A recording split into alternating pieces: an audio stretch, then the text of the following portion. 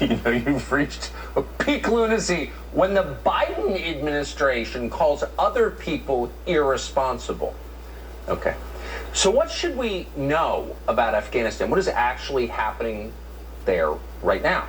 Lara Logan is one of the few who does know.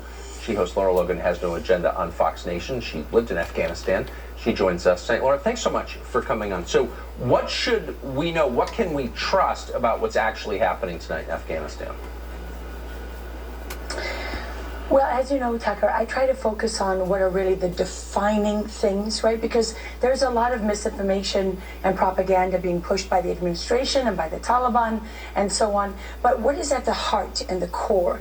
Well, for example, the most important thing that I think Americans should understand is that both this country's enemies and the Biden administration want you to accept that there is nothing that can be done. That this outcome that you see, where the United States, the world superpower, is humiliated, defeated, and shamed on the world stage, that it bows at the knee, takes a knee and bows at the feet of terrorists, that we have to recognize the Taliban as the legitimate government of Afghanistan, that Afghans haven't fought and aren't fighting right now, that there's no resistance. This foregone conclusion, right, is what they want you to accept. Because as long as we're talking and arguing about how many American citizens are left behind and so on, we're not talking about the fact that all of these decisions that brought us here are political.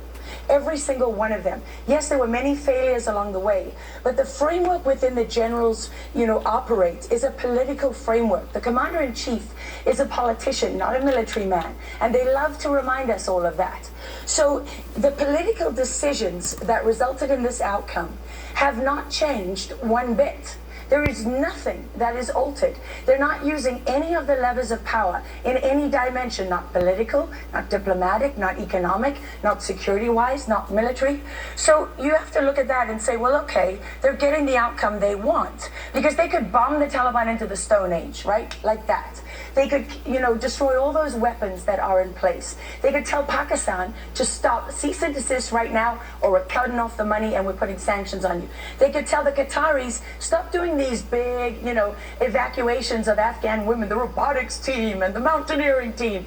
When you're funding the Taliban and you finance this invasion, use the levers of your power. And then let's not forget the advanced military technology that the United States military has. I mean, the kind of things, we have thermal drones that can see through walls.